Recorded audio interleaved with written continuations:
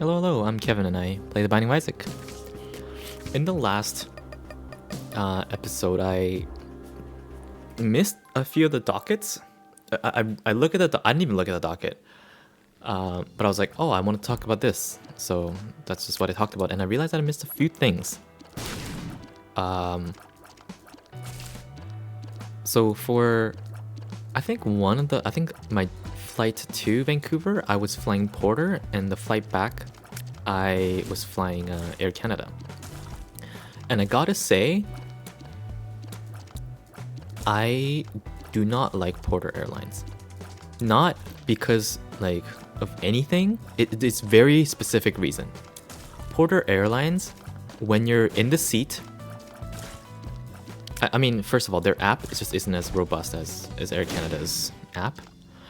And who cares about like Porter airline mileage points compared to what, like Air Canada, like Aeroplan. Aeroplan is it. No one cares about Porter airline points.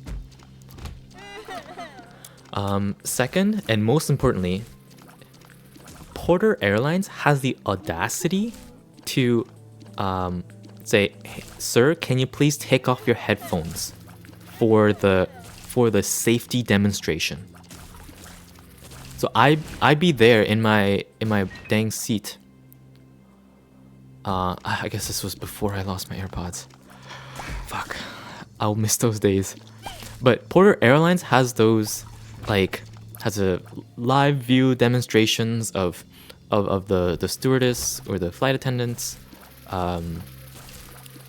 demonstrating it. But before that, they walk around, they're like, sir, can you please remove your headphones? If I'm sleeping, like, if someone's sleeping, they're not gonna wake them up. I don't think. Actually, don't. If they do, that'll be even, like, worse. I feel like they should be... I feel like legally you should be allowed to, like, kind of, like, yell at them if anyone, like, wakes you up. Which I don't think is the case. So I'm kind of hitting at a straw man here. But they always do this to everyone on the flight. Sir, can you please remove your headphones? Sir, can you please remove your headphones? Yada yada yada, like no headphones, whatever. And I feel like that is such an invasion of autonomy. I don't know why. It's like when you're at the gym and you're minding your business and someone taps you on the shoulder. I feel like that's kind of how it goes, and it's never for a good reason.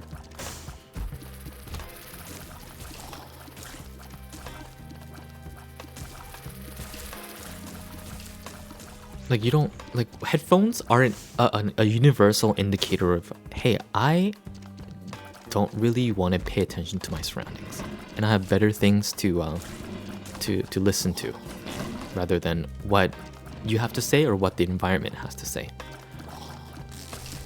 And I feel like, for some reason, I feel like that has to be respected. That is an autonomy, and this is a free country. For them to say, can you please pay attention to the safety demonstrations? I feel like I have like, what you want my wallet next? What are we doing here?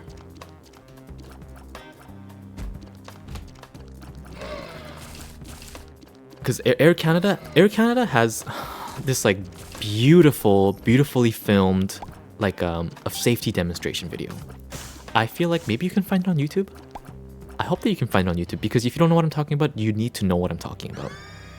Because instead of a safety demonstration, at least for the like the Airbuses or whatever, like that have the screens on them, they play this video in the screen where it's like parts of different Canada. There's like snowy, like there's a woman in a dog sled that's like showing how to put on the seatbelt, and I'm like, that's genius. That's so as a Canadian, that is so relatable. I do that every day.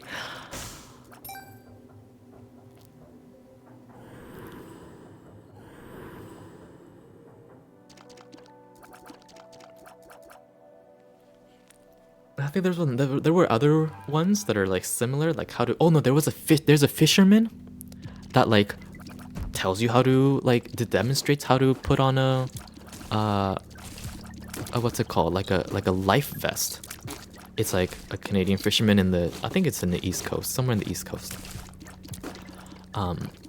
And he's like putting on his life vest, and he's like, oh, you can pull on the cord to activate the CO2 cartridge, and it'll automatically inflate the balloon. Or you can like blow onto it, and you can like, the video demonstrates the fisherman in his boat, like he's blowing into his lifeboat, or not lifeboat, his life vest to inflate it. And I'm like, yes, that is that is so relatable as a Canadian. That, but for real, it's just shot beautifully. It's so aesthetic. And Porter Airline has a mountain to climb if he wants to get the respect that I have for Air Canada in terms of I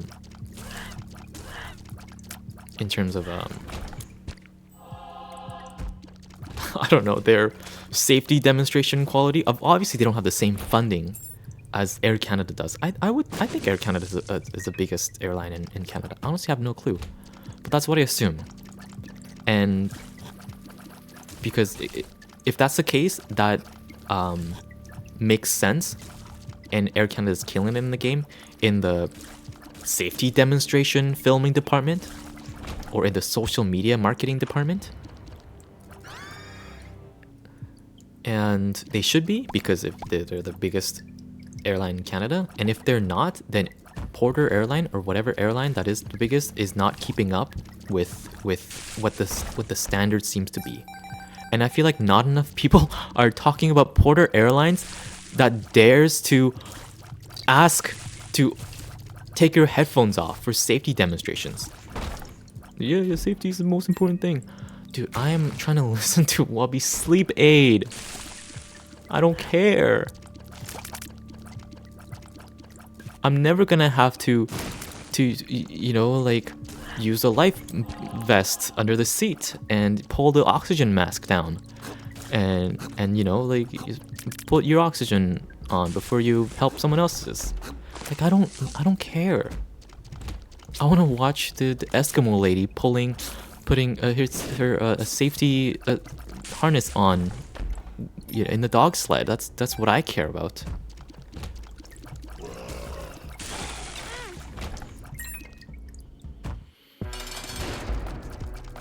And okay, I have this confession, tips and tricks, or like this like habit rather, that I do in airplanes. I try, and I often succeed in falling asleep as the airplane takes off. I think this is because, like, as the plane goes up, I don't want to explain the inertia and the science of things. You know, do I look like a goddamn physicist to you? But as the plane like goes up and accelerates and it takes off, like, you feel that like it pulls you down, right? I think as it does that, it also pulls the blood out of your brain. And hear me out. I think that because of that, I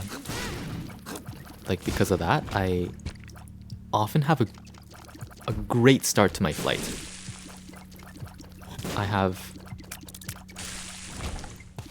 I'm like sleeping as soon as the plane takes off, essentially. I have a fairly good success rate of this. And for me to not fall asleep during takeoff now, it takes a bit of effort, because it's a life hack. For me, it works better than, like, I don't know, and like melatonin or whatever, or Gravol. Shit is magic, dude. It literally, it's a machine that pulls blood out of your brain so that you can nap while you're sitting. It's just hard to do. I feel like I need someone else to try this, and because I feel like otherwise I'm the crazy man that's I don't know. Hey, you gotta do this because it pulls the blood out of your brain. It sounds a little bit like insano. And honestly, maybe that's how it works. Maybe it's something else. Maybe I go like hypoxic or maybe it's just psychological. Who knows, right? But that's what I've empirically found. And I need someone else. I need more data points, essentially. Oh, fuck. I need more data points. I need someone to tell me if I'm insane or if it's genius.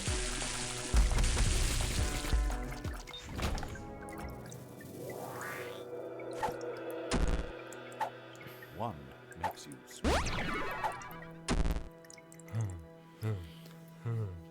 Question marks.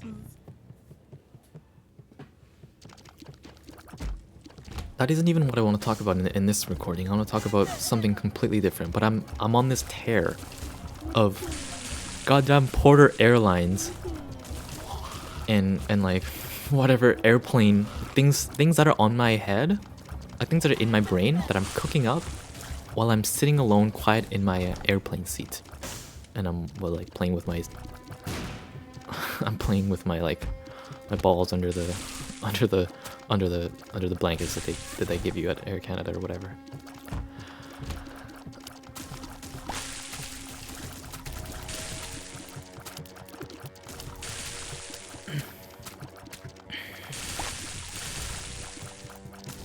I can't keep choking about it. I guess this is gonna be a bit of. Wait, I know that Kevin and Harry are gonna be like, "Well, Kevin really jokes about Kevin pulling on his balls in the airplane flights." It's a joke. It's just when I'm talking, I can't really think about what I'm saying. So like take it with the grain of salt. It's just what I think it's funny. Heaven forbid that Kevin jokes about him tugging on his little sack in public spaces.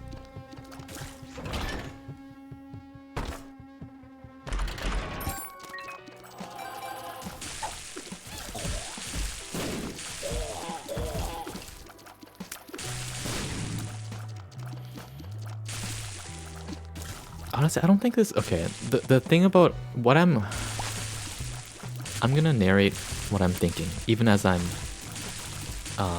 thinking about it. I don't think that Jacqueline is gonna appreciate most of my jokes. Again, Jacqueline, my cat, we've been through thick and thin. We love Jacqueline. She has been a great cat. But I feel like she's gonna be like, "Oh, Kevin says a lot of vulgar or like weird shit on his own self, podcast or thing or whatever he does on his free time."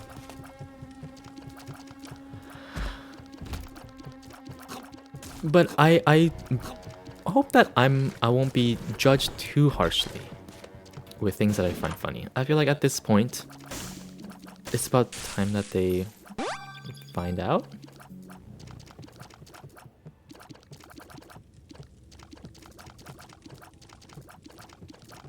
And I secretly do hope that, they find it at least, not that I find it funny. I don't expect other people to find it funny. What I most hope for is that, oh, I can see why someone would find this funny. That's kind of my goal. They don't have to have exact my sense of humor. They just need to understand that, oh, Kevin has this sense of humor, and I can get why this might be funny. It's just not funny for me. That is like, mwah, that is the best case. That's what I can ask for. Any more than that is a bonus.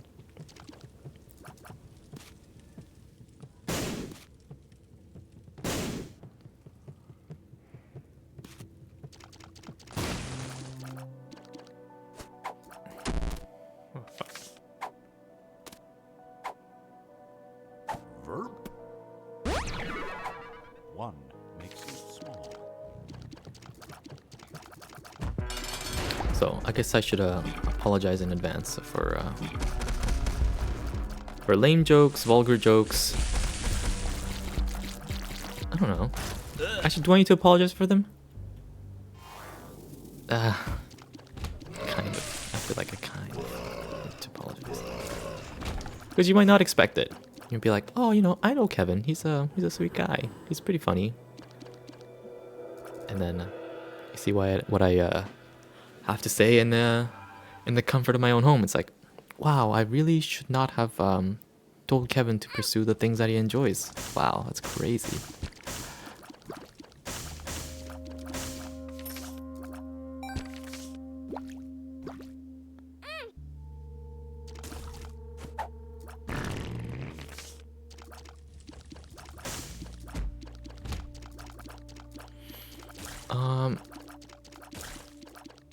Anyways, thank you for coming to my TED Talk about why I think Porter Airlines should learn a little bit from Air Canada. The thing is, I'm not like subservient to Air Canada either. It has its flaws.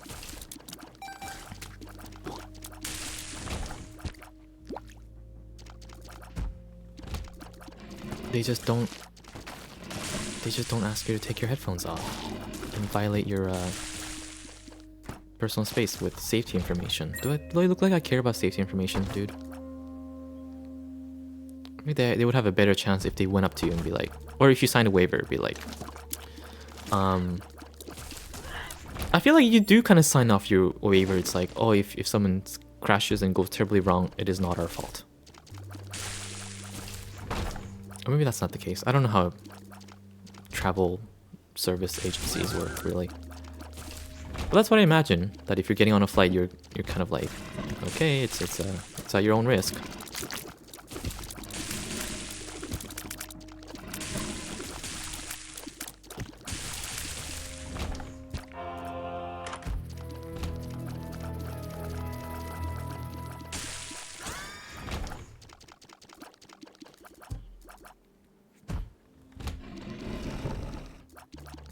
I mean, I assume all risk anyways.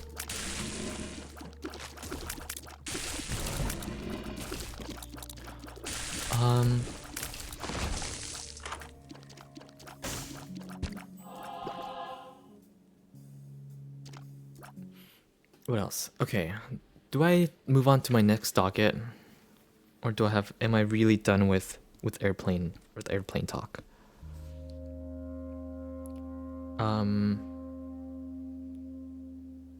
Oh yeah, no, I'm not done with airplane talk. This is gonna come off like a comedy skit, but for real, what is the deal with airplane baggages? How come when you're getting on the flight, they check every inch of your body and they X-ray your baggage, but when you get on the flight and or like after you get off the flight, all the baggages are everywhere and no one cares. It is. My point is, it is really strange that after you get off the flight and you're checking your baggages or trying to find your baggage, it's like it's a bit of a free-for-all.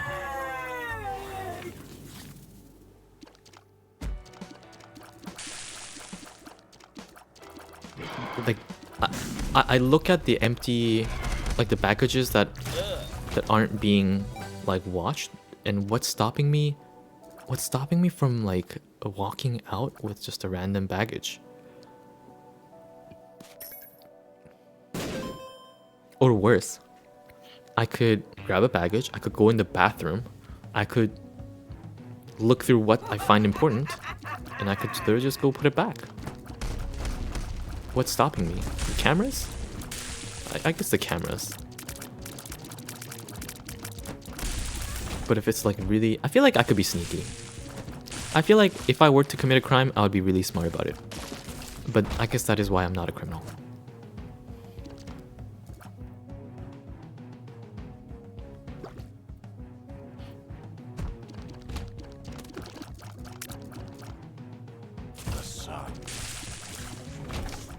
I feel like I could be a great criminal.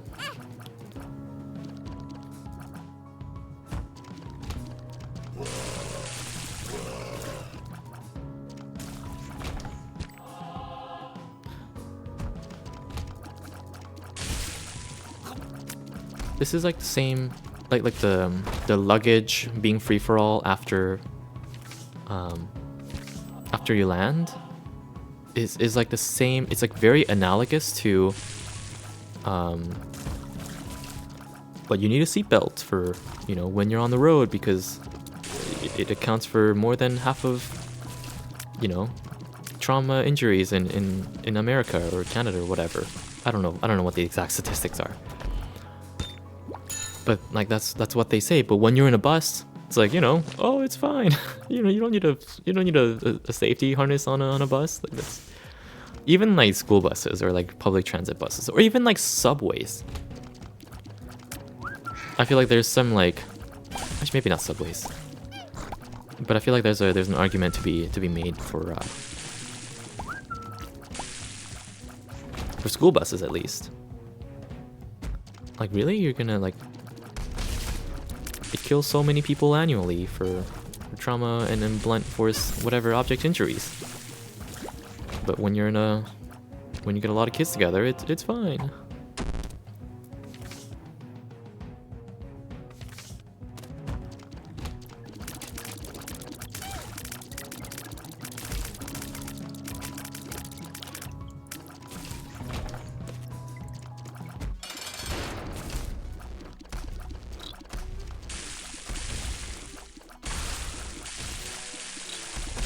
I feel like sometimes I don't know if what I'm trying to say is coming off clear, because I'm talking to a microphone, right? In, you know, when I'm talking to anyone in person, it's like, oh, you know, oh, I get that analogy. It's like, yeah, Kevin, that makes sense. Like I don't know if what I'm saying makes sense. And I guess I kind of worry that you know, I worry that the stuff that I say just doesn't make any sense to some people, and there's no feedback mechanism. When I'm recording something in my own room, and there's no one to tell me, yeah, Kevin, yeah, that makes sense. So I feel like I'm a little bit worried that it's like, oh, it actually makes no sense what I've just said or what I've just spoke about. Kim, what are you talking about? The Porter Airlines, they don't make you take off your headphones. I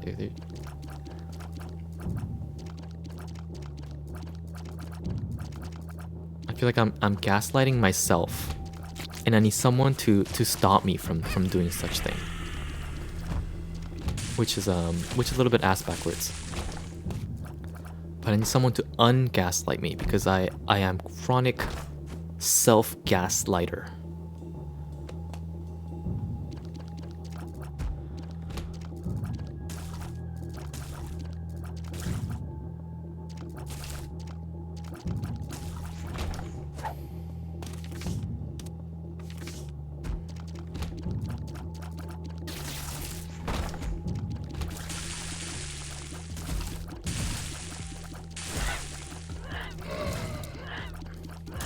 Also, I hate having to clear the whole floor, because I don't know where the heck I'm supposed to go.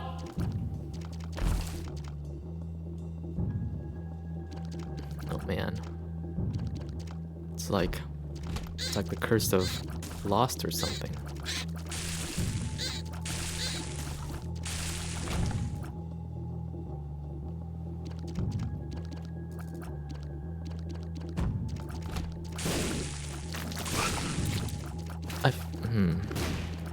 Also, these are my Porter Airline like talk points.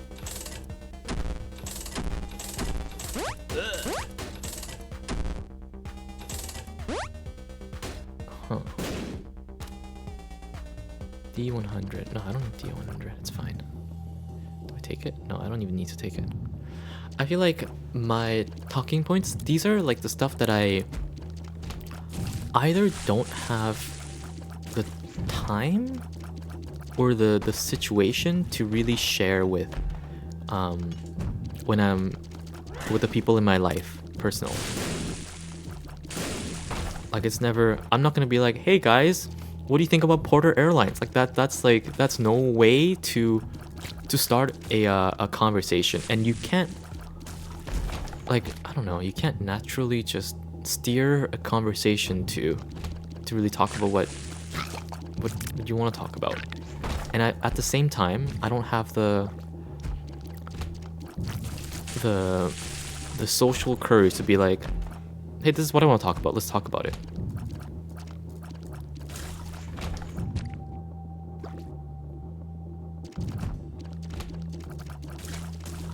Even people in my people in my personal life, it's like, I feel like it'd be weird if I feel like no one else cares. And you know, when I'm talking to Mike, I don't care if no one else cares. I guess it's just what I'm talking about. But I feel like no one else cares about Porter Airlines and their stupid policy. Man. No one cares. But I care. And when I'm recording, that's what matters.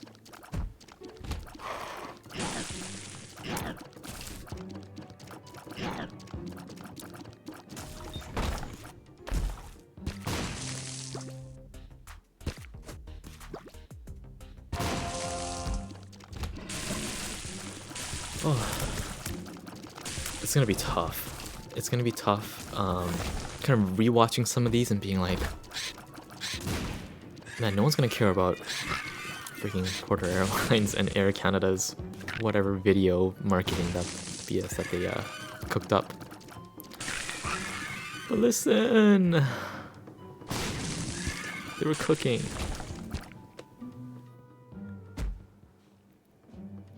Good item.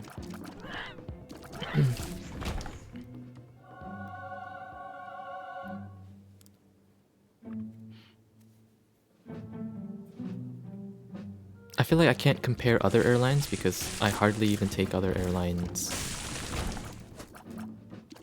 Because I don't trust honestly, I don't trust most airlines.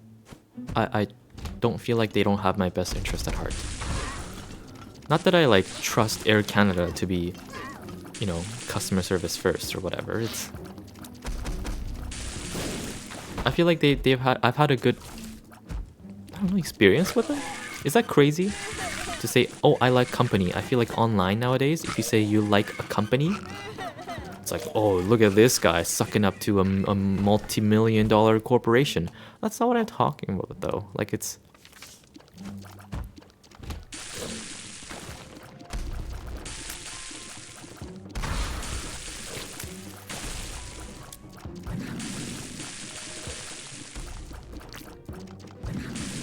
And I feel like airlines aren't like the pinnacle of human I don't know, human service, like it's not an, like, they're out to make a profit. They're not out for, you know, the good of, they're not working out of the goodness of their heart. That's for sure. I understand that. But I feel like my point is, when Porter Airlines takes me to take my headphones off, I feel like that is out of not safety, but out of like defiance. It's like a specific middle finger to me when I'm trying to, you know, drown out the airplane sounds.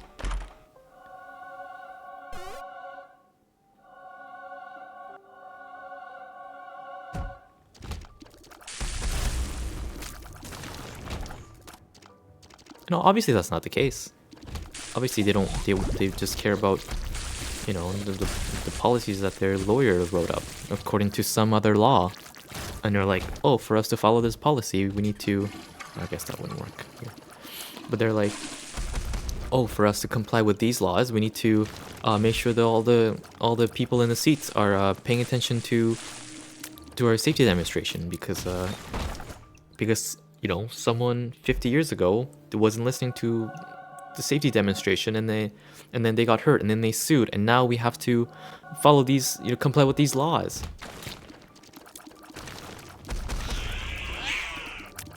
I get that. But I feel like they also get a sick sense of enjoyment out of it. They're like, heh, we got to take away this guy's autonomy by telling him to take off his device in his ear.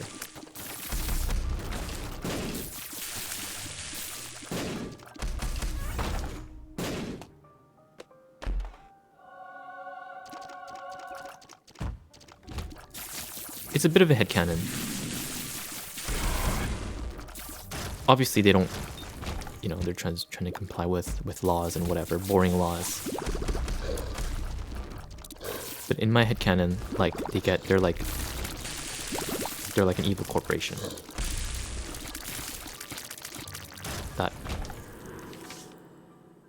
That gets off of,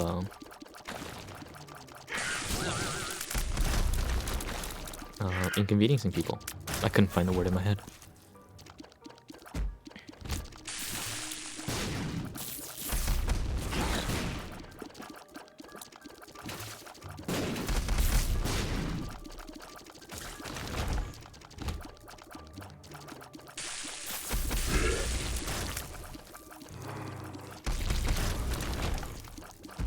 I can't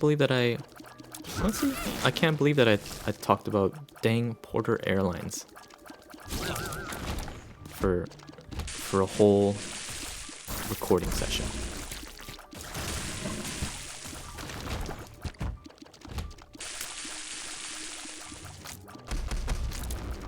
I just want someone to recognize it. I want someone to recognize that they've also been a victim of Porter Airlines telling them to do this thing. I feel like I have once again self-gaslit myself into thinking that, oh, this isn't a real problem, and also it doesn't even make sense. I just want someone to tell me, yes, Kevin, I agree, or like, no, Kevin, that is wrong for these reasons.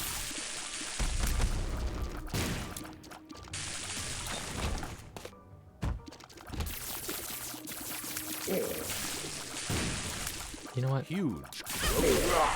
Wait, what? A huge growth. What is...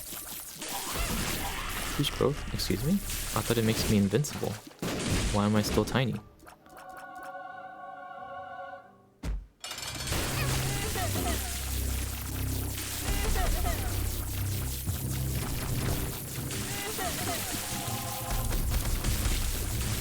Yeah.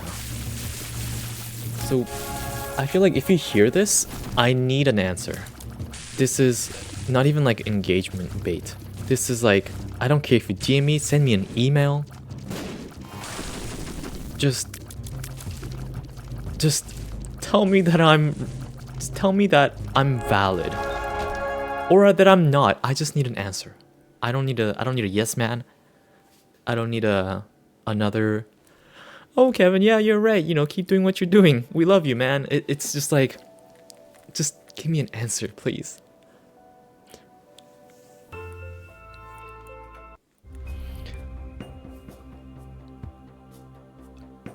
Man, I can't believe this episode. Fuck. But that's how you beat Finding Isaac. Thanks for watching.